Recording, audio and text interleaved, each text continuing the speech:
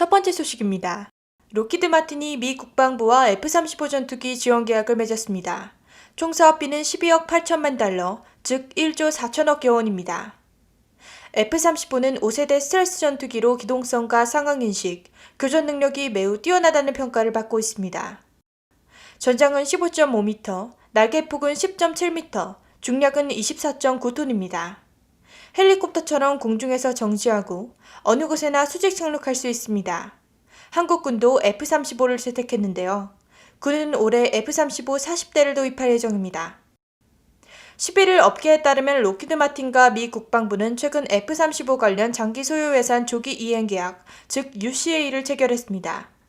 UCA는 록히드 마틴이 F-35 기지 운영, 창고 정비, 조종사 교육, 부품 보충, 수리, 데이터 분석 등을 뒷받침하는 내용으로 구성됐습니다. 빌 브라더튼 록히드 마틴 부사장은 UCA는 F-35의 성능 유지를 보장해 운용 부담을 줄이고 장기적 임무 수행에 기여한다고 밝혔습니다. 이정희 기자였습니다. 다음은 일본 소식입니다.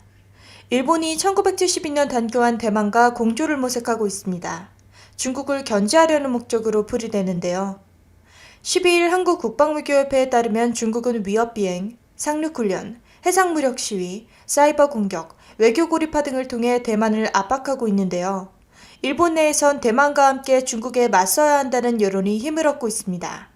국방외교협회는 최근 중국은 160억엔, 즉 1687억 2천만 원을 들여 항구를 정비하는 등 주변 해역 진출에 박차를 가하고 있다며 중국의 그레이존 전략에 맞서려면 대만이 필요하다는 게 일본의 생각이라고 전했습니다.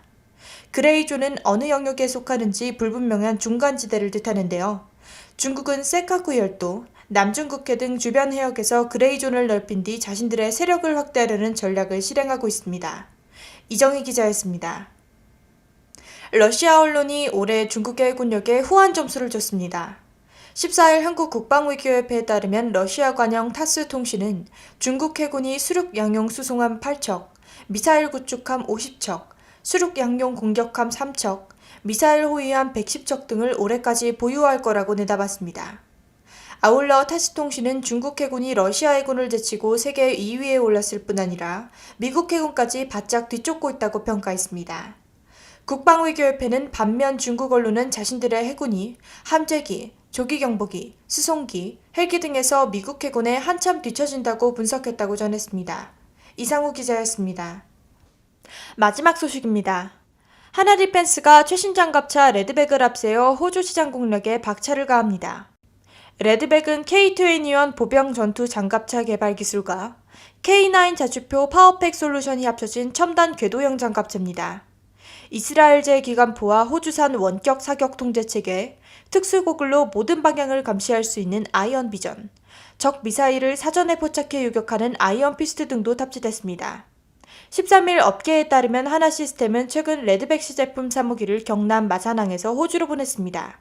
13일 업계에 따르면 하나시스템은 최근 레드백 시제품 3호기를 경남 마산항에서 호주로 보냈습니다. 3호기는 지난해 7월 호주에 전달된 1, 2호기와 함께 내달 중순 호주 육군에 공식 인도됩니다. 레드백을 넘겨받은 호주 육군은 내달 시험평가에 들어갈 예정인데요. 평가는 하반기까지 이어질 전망입니다. 평가 항목은 차량 성능, 방호, 화력, 정비와 수송 등입니다. 호주 육군은 노후화된 M113 보병 수송용 장갑차를 대체하기 위한 프로젝트인 랜드 400 3단계 사업을 진행 중입니다. 레드백은 최종 2개 후보 장비 중에 하나입니다.